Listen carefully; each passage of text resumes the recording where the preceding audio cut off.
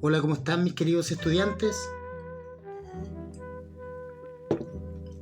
El día de hoy le enviamos este video en el cual está el instructivo de cómo es el debate parlamentario británico para que podamos trabajar en clases con el fin de acotar tiempos y poder entrenar y de esta manera prepararnos de mejor manera para nuestra evaluación de debate, que sería ya la próxima semana. El video no le va a tomar más de 15 minutos, en el cual usted les recomiendo lo vea más de una vez para que pueda entender. Va a ir acompañado obviamente de un PowerPoint que será subido a Webcurso. En esta presentación, tal como dije anteriormente, sabremos qué es y cómo funciona el debate parlamentario británico. Primero que todo, haremos la siguiente pregunta: ¿por qué debatir? En la intención de Artes Liberales es para que ustedes vean esta herramienta como una invitación a ver el juego del debate como una herramienta pedagógica que nos ayude a la reflexión. ¿Qué permite?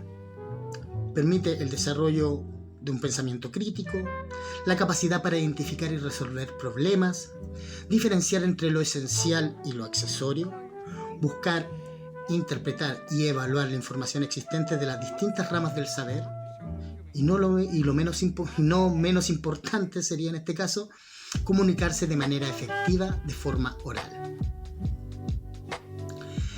El debate parlamentario británico lleva este nombre puesto que tiene procedimientos bastante similares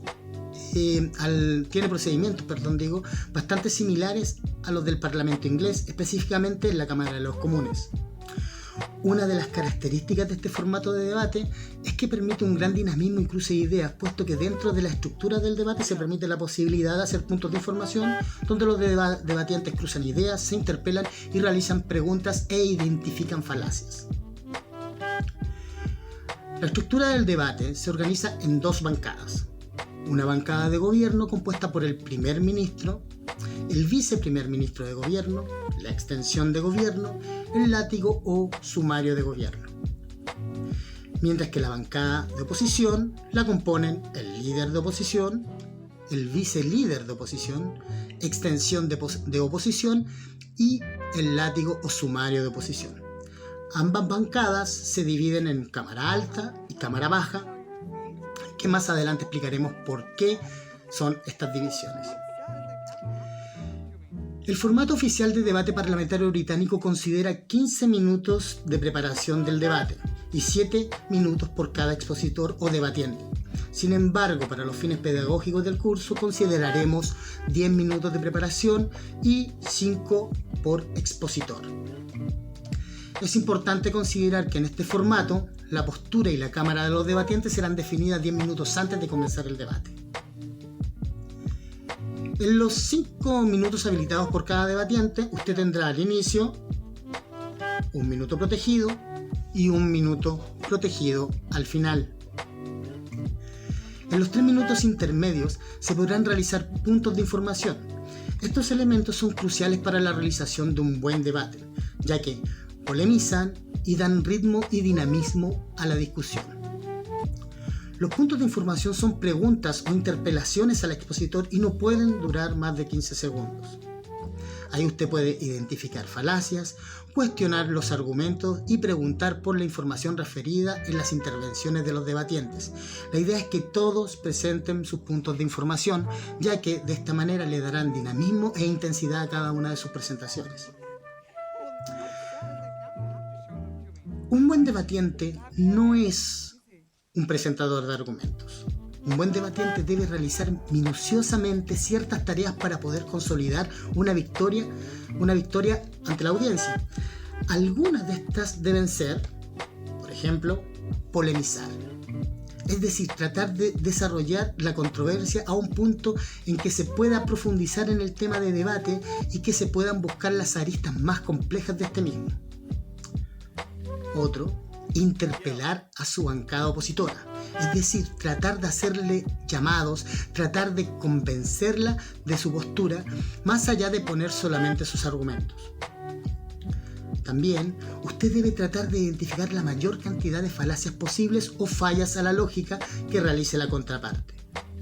Y finalmente, algo importante, no solamente para contribuir a convencer a la contraparte y al jurado, sino que también para poder generar una adherencia de parte de la audiencia total. Esta debe ser el movilizar. Tratar de generar mensajes, tratar de generar contenidos que llamen y que sean interesantes para que la audiencia se convenza de darnos su apoyo. El orden de las intervenciones siempre irá alternando entre la bancada de gobierno y la bancada de oposición, de la misma manera en la que indiquen las flechas que ahora están en el siguiente esquema. Dentro de la bancada de gobierno, el primer ministro es el que abre los fuegos. Él debe introducir el tema, presentar la moción, debe definir el status quo, es decir, debe contextualizar respecto a cuál es el estado en que se encuentra el tema y a discutir. Él debe plantear el problema que se busca resolver, debe enunciar y concretar a los afectados, debe también enunciar los argumentos que lo perfilan a la bancada de gobierno como la única o mejor solución. Por el lado contrario, el líder de oposición debe aceptar o negar estos términos de la moción, el status quo o el problema. Debe refutar la mayor cantidad de argumentos y tratar de concretar aquellos argumentos en contra. Luego el viceprimer ministro de gobierno va a refutar a la oposición y construir de esta manera la primera parte de la argumentación de gobierno. Por otra parte, el vicelíder de oposición refuta al gobierno y desarrolla la construcción de argumentos desde el lado de la oposición. Dentro de la Cámara Baja comenzamos con la extensión de gobierno, que busca refutar a la oposición y recapitular lo expuesto por el gobierno. Construye una argumentación a favor de la moción más seductora. En la bancada de oposición, la extensión de oposición busca refutar al gobierno y recapitular la postura de oposición. Asimismo, también construye una argumentación a favor de la moción más seductora. Cuando hablamos de la argumentación de la moción más seductora, ¿a qué nos referimos? Debemos entender que, de cierta manera, las cámaras compiten por la construcción de argumentos mejores o más seductores, independiente que sean de las mismas bancadas. Es como decir que si en la Cámara Alta estuvieron hablando sobre la moción en particular o en general, y es importante, nosotros, la Cámara Baja, trataremos lo particular o general o específico de la moción, y esto sí que es lo más importante. Es por eso que se llama extensión. Y con esto nos queremos referir a que la Cámara Baja puede ampliar o achicar un problema, hacer un zoom específico también de un tema en particular de la moción, es importante, hacer un encuadre. ¿Qué es lo que quiere decir esto? Que se puede abordar desde una mirada particular un problema determinado, como por ejemplo un problema medioambiental mirado desde un punto feminista. O simplemente abordar argumentos de aristas totalmente distintas.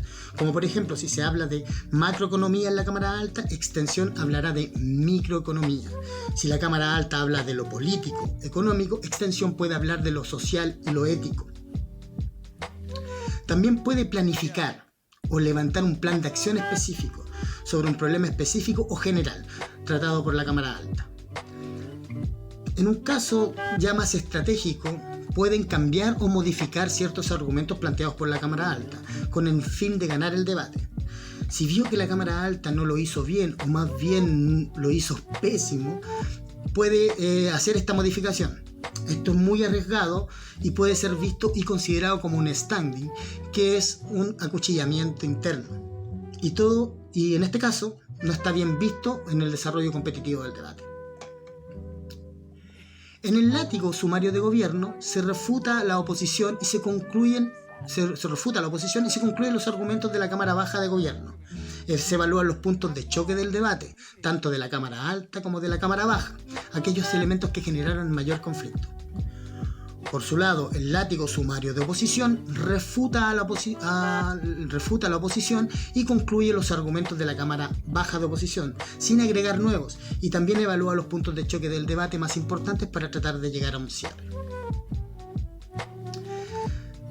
Para poder ganar un debate, debemos tener una amplia perspectiva, de todos los factores que inciden en la temática a debatir. Es por eso que diferenciar tipologías de argumentos es de máxima funcionalidad al momento de preparar nuestra estrategia como equipo. En este acróstico que está en pantalla nos demuestra bastantes tipologías de argumentos que nos pueden servir y ser de utilidad a la hora de construir nuestra argumentación, tanto para la extensión o para tener una ayuda a memoria al momento de preparar nuestra presentación inicial. Queridos estudiantes, algunos tips en general para el debate. Primero, que parezca preparado, que haya aperturas, ¿cierto? Prepare una apertura, prepare un cierre, prepare una información. La apertura las puede preparar con frases, con citas, un buen cierre también es como un llamado, y que la información sea una información concreta y ordenada. Número 2 sería en este caso que parezca ordenado. Usted tiene que mapear. Tiene que haber un pequeño índice de lo que va a decir. Tiene que destacar las cosas importantes y también tiene que resumir las ideas.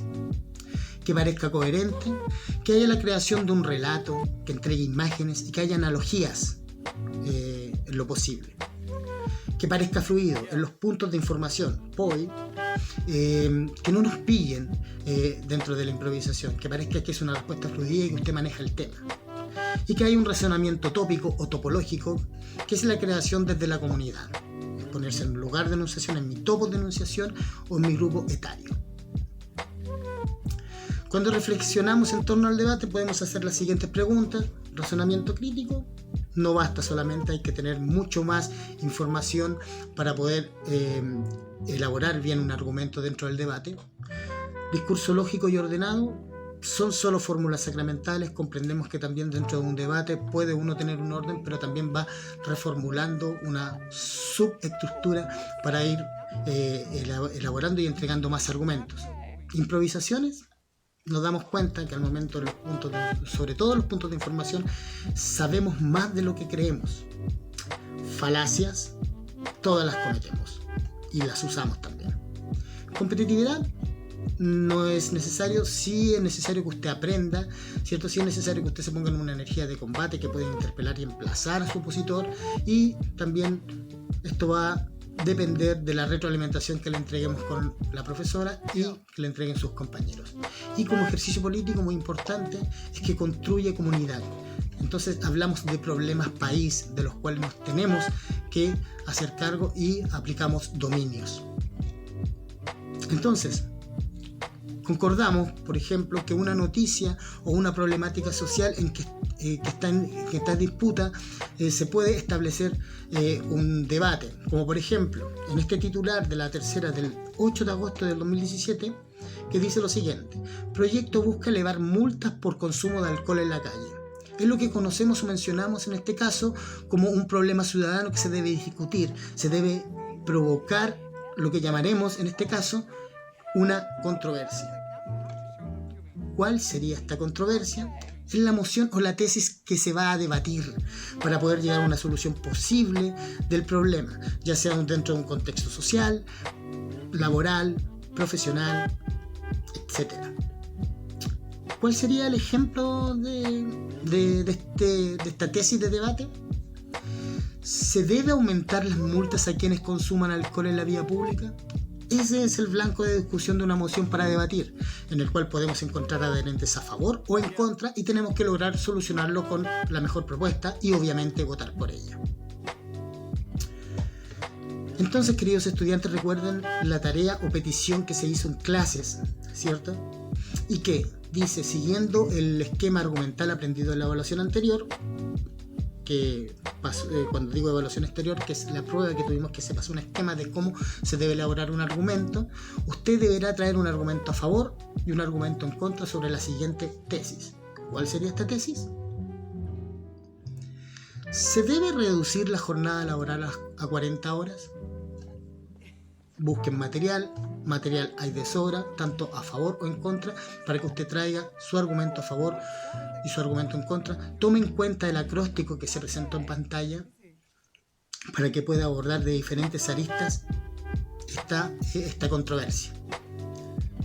Y finalmente, queridos estudiantes, les queremos dejar una invitación a que participen en todas las actividades de debate que hagamos, ya que aparte de ser un ejercicio muy entretenido, los va a formar como personas y ciudadanos. Va a desarrollar habilidades críticas y analíticas fundamentales para la sociedad en que vivimos y que para ustedes, de cierta manera, sean buenos profesionales en el futuro y profesionales, sobre todo profesionales con opinión. Prepare sus argumentos y mucha suerte. Nos vemos.